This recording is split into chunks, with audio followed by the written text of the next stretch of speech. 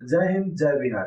आजकल हम महिला सशक्तिकरण को बहुत ज़्यादा महत्वपूर्ण मानते हुए हम उसको आगे बढ़ा रहे हैं कि महिलाओं में भी साक्षरता आए।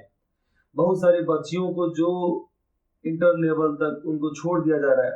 शहर की बात मैं नहीं कर रहा हूँ, शहर की लड़कियों की बात नहीं कर रहा हूँ, शहर के परिवार के बारे में नहीं बोल रहा हूँ। क्योंकि शहर में जो है उनको पता है कि हमें इस कानून का, हमें सरकार का, हमें समाज का कैसे फायदा उठाना है। लेकिन गाँव वाले लोग नहीं जानते।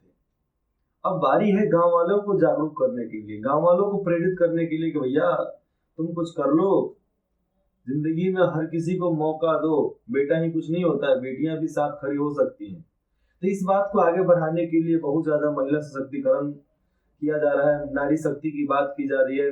महिलाओं को आरक्षण दिए जा रहे हैं, पार्लियामेंट, विधानसभा, जहां भी हो वहां पर महिलाओं को संरक्षण दिया जा रहा है।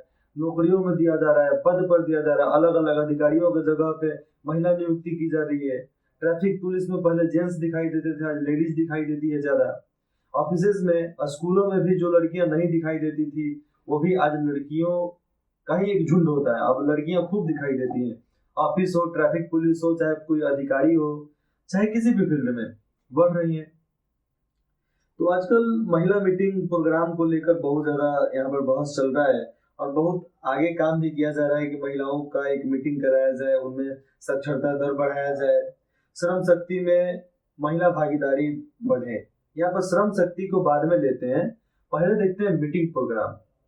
तो मैं एक मीटिंग प्रोग्राम में गया था, महिला सशक्तिकरण। तो वहां पर रजिस्ट्रेशन करना था, तो रजिस्ट्रेशन हमने किया था, तो हमें बुलाया गया था। हम जब गए वहां पे मीटिंग में, तो एक तरीके से हमें वहां पर एक डिसिप्लिन की कमी महसूस हुई। वहां पर एक बोलने की जो लहजा थी, उसमें हमें कमी महसूस आई। औरत, लेडीज, मतलब वुमेन सशक्तिकरण, वुमेन एम्पावरमेंट, महिला सशक्तिकरण पे जो बात चल रहा था, तो उसमें था कि सबसे पहले तो अपने अंदर कॉन्फिडेंस भरो। बोलने से पहले हंसो नहीं, दांत मत फाड़ो गधे जैसा। तो उस मीटिंग में मैंने देखा कि जैसे उनको बोलने के लिए खड़ा कराया जाता था, तो वैसे ही वो हंसने लगेंगी। हर तरीके भाई, ये क्या होता है? बोलने से पहले हंसना चालू, चलो हंस लिए, बंद कर लिए, अब बोलते समय भी हंसना चालू। अरे हंसी वहां पर आनी चाहिए जहां पर टॉपिक हो, लेकिन जहां पर टॉपिक नहीं है वहां पर हंसना पागलपन होता है। लेकिन वहां पर मैं बोलना चाहा, लेकिन फर्स्ट मीटिंग था इसलिए मैं नहीं बोला। लेकिन आइंदा मेरे को बुलाया ही नहीं गया, नहीं तो मैं डिसिप्लिन का वहां पर रट्टा मार देता कि ऐसे ऐसे डिसिप्लिन करना चाहिए, ऐसे ऐसे डिसिप्लिन, मतलब अनुशासन भंग नहीं करो, अनुशासन में ही रहो। आपको शुरुआत से लेकर अंत तक कहानी बताते हैं। सबसे पहले मैं गया, लेट हुआ मानते हैं, ठीक है।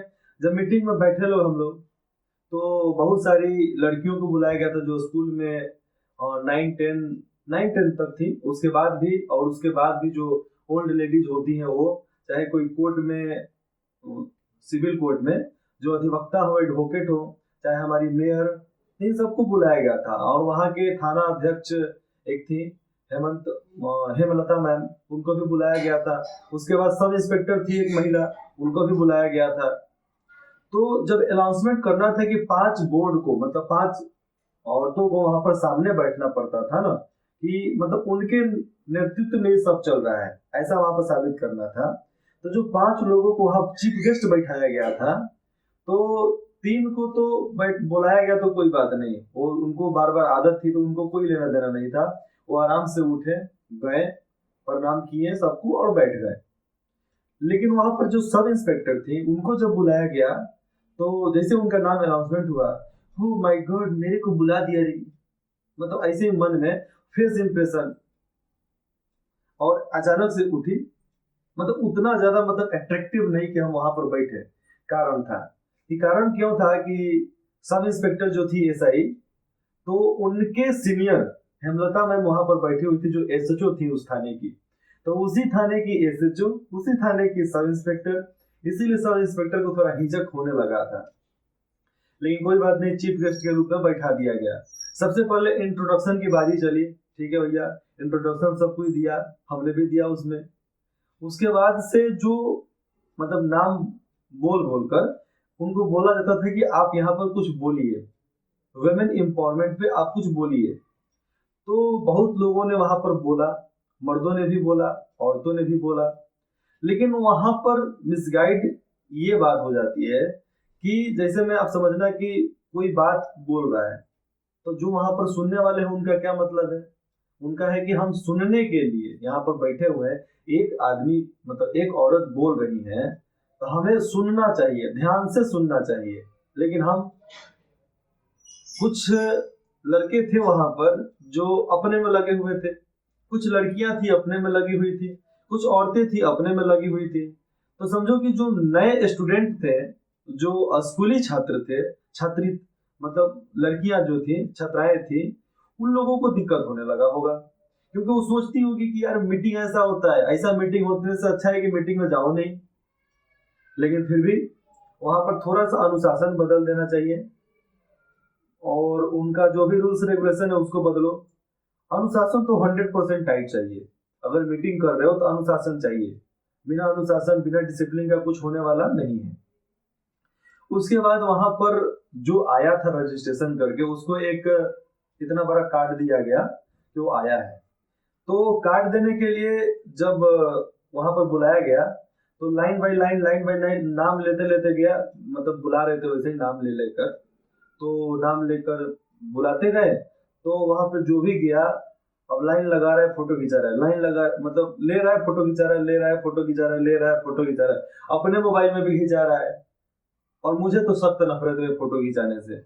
अगर कोई फोटो ले लिया तो ले लिया, नहीं तो राम भरोसे कोई दिक्कत नहीं है, मुझे दिक्कत नहीं होती है। तो वहां पर गए, मेरे नाम का अनाउंसमेंट हुआ कि हर्षवर्धन प्लीज आए यहाँ पे और अपना सर्टिफिकेट लेकर जाए।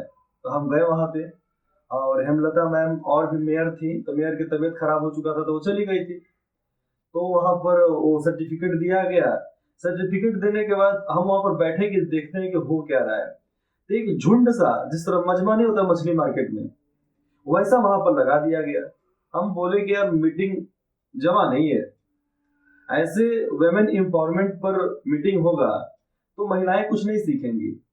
जो अमीर घराने की है, जो अमीर पति, अरबपति, खरबपति की बीवी है, उनका तो कोई बात नहीं, उनका चलेगा। लेकिन जो लड़कियां वहां पर सीखने आई थी, स्कूल लेवल की लड़कियां, कॉलेज लेवल की लड़कियां, वो क्या सीख कर गई होंगी वहां से?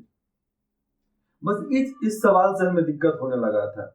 ये जो सवाल मेरे मन में आया कि वहां पर जो स्कूली और कॉलेज लड़कियां, कॉलेज में पढ़ने वाली लड़कियां थी, वो क्या सीखी होंगी कि एक सीनियर लड़की, वो अपने में बात कर रहे हैं, जो थोड़ा एडल्ट हैं वो भी अपने में लगे हुए हैं। तो अलग अलग सब मेंटेलिटी देख देख कर उनका भी दिमाग किया होगा कि ये भैया ये मीटिंग में आने से बढ़िया है कि मत आओ।